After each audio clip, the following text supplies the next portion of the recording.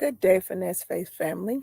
I'm going to talk about a topic that you guys have asked, and we're going to focus on what is love, right? It's a basic question and statement, but a lot of people struggle with it, misuse it, mistreat it. So we're going to focus basically on the biblical meaning of what love is, explain it, and try to get some understanding and grounding to those who um, may feel like that they are in love, they're working in love, but understand that it's not being received well. So let's talk about it.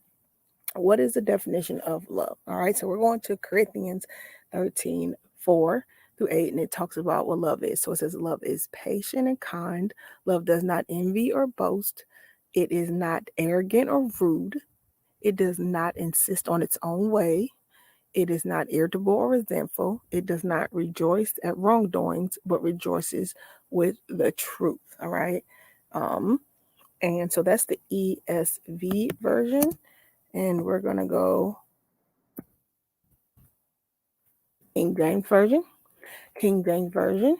1 Corinthians 13:4-5. It says, love is patient, love is kind. It does not envy, it does not boast, it is not proud, it does not dishonor others, it is not self-seeking, it is not easily angered, it keeps no record of wrong. So let's break those down individually so you can get a better understanding of what love is, right? So the first principle says love is patient. And a quick way to kind of analyze and see if you are walking, activating in the right forms of love, guys, is just kind of put your name in. Say, are you patient? Are you kind? Do you not envy? All right, let's break it down. So love is patient. All right.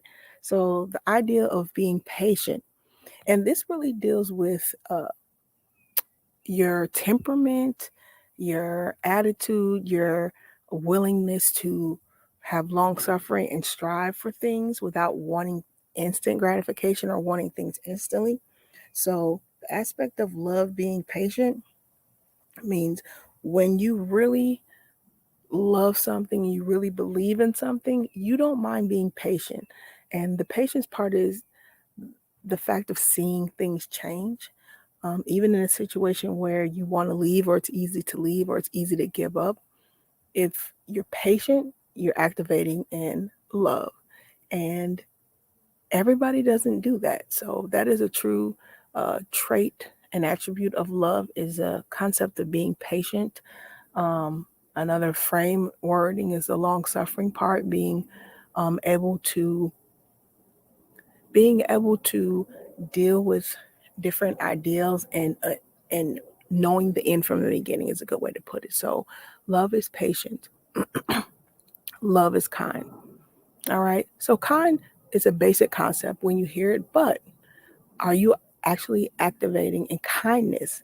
Kindness is, in its sense and principle, the mindset of wanting the best for people and also treating them a certain way, treating them in a manner that shows and evokes that you are willing to understand them. All right. Understand that they are going through something, dealing with something, and treating them a certain way, right? So, kindness, the definition of it is the quality of being friendly, being generous, being considerate. All right. So, are you being friendly? Are you being generous? Are you being considerate? All right. It does not envy. So, we know that's a tricky word, envy. All right. I think a lot of times we are activating in envy and we don't even know it. All right. Most of the world works in this essence. The idea of wanting something you can't have. A lot of people have heard that term. Um, Wanting to take what others have, or just being mad because somebody has what you don't. All right. So you don't want to be envious. You don't want to have that mindset of you want to take what somebody else has. The definition of envy is a feeling of discontent or resentful longing aroused by someone else's passions, quality, or luck. So in simple terms, you just mad somebody else has something and you want it, right? It says love, it does not boast. All right. So boasting is very common in this this generation, this society now, because people want everybody to know what they have. It's simple act and principle of when you have something, it is okay to be happy that you have something. It is okay to be glad you got it, even thankful to God and giving him praise for what you have. But as far as being boastful because you want others to feel feel sad about what they have or feel lower or less than, that's the boastful part. Boast means definition showing excessive pride and self-satisfaction in one's achievements. And if you guys know the ideal of any sense of pride is sin, right? God tells us do not be prideful. So you cannot, you should not even want to feel that way. Your heart should be that of love and giving and being able to bless others. And the idea of being boastful is an act of pride, and it's very selfish. So do not be boastful. Walk in a light that you will want others to treat you. Do get something.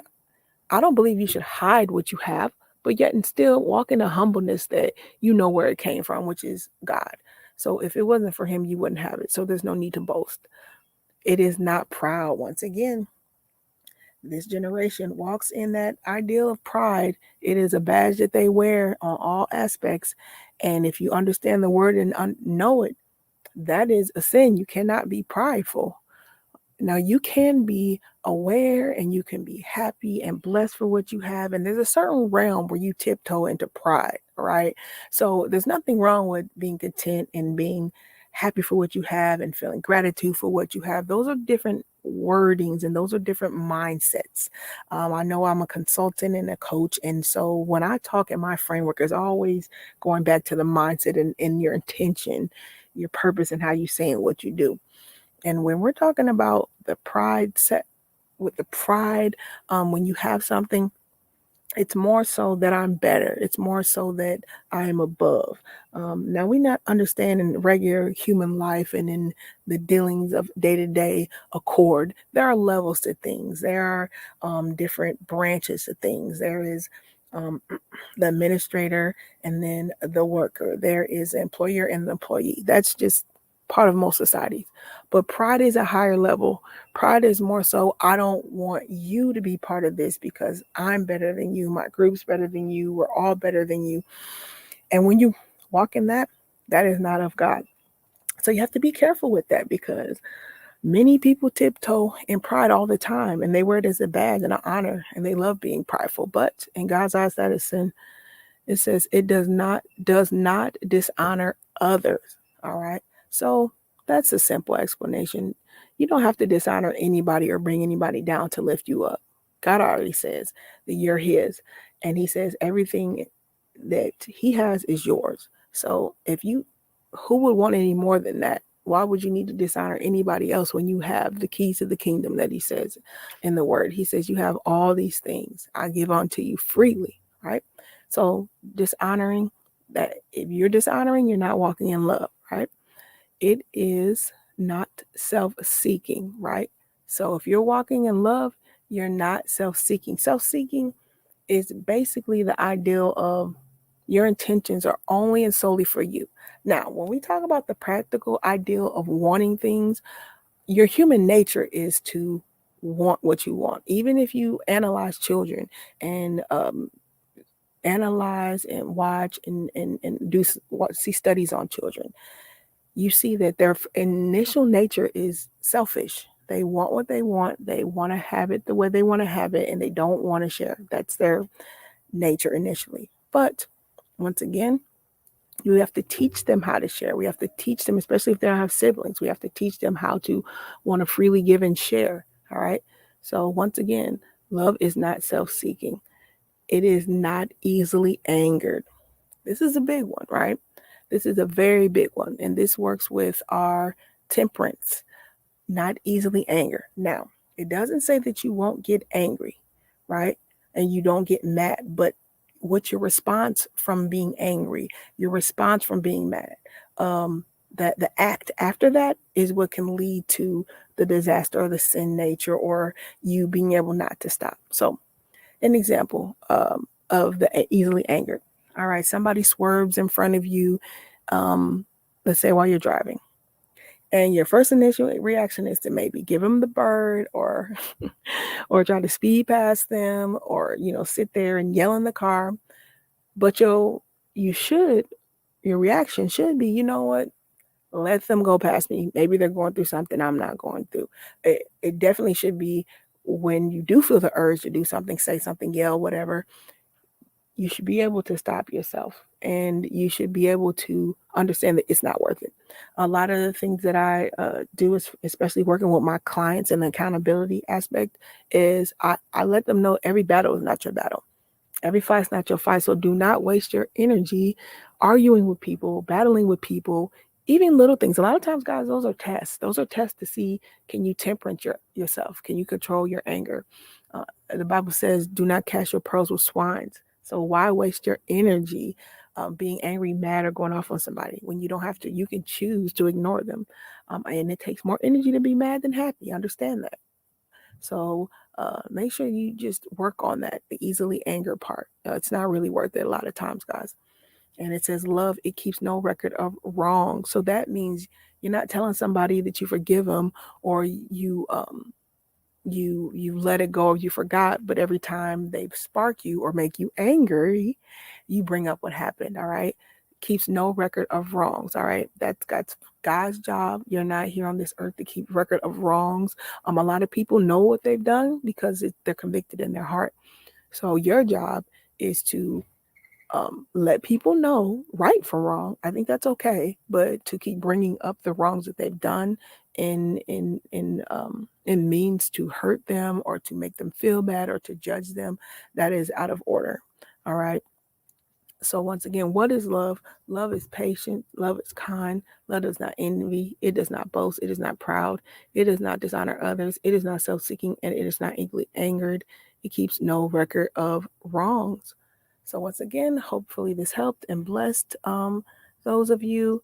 Once again, the definition book of love is an affection of the mind, excited by beauty and worth of any kind, or by the qualities of an object which communicate pleasure or intellect.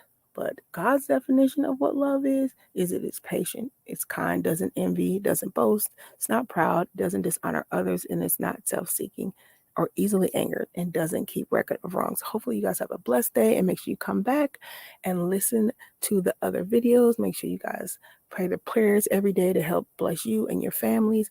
And once again, in the comment section, if there's any topic you want me to go over or analyze to you guys or break down, let me know there. And if you're blessed, let me know in the comments. All right, guys, have a great day and be blessed.